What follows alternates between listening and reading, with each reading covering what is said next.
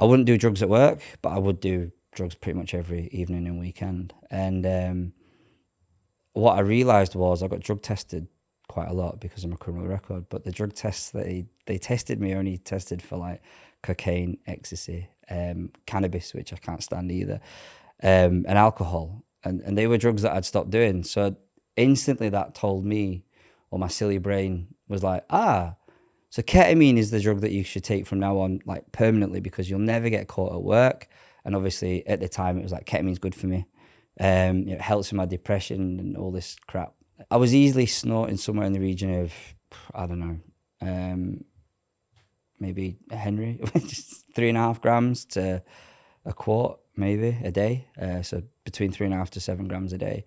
The weekends I could easily, go through an ounce at that point.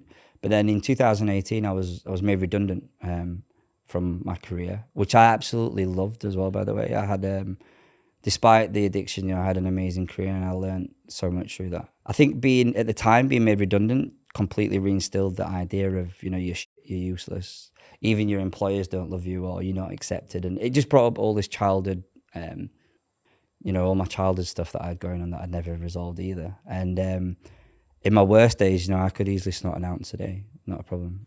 If you're wondering where this clip is coming from, look up People Are Deep on YouTube.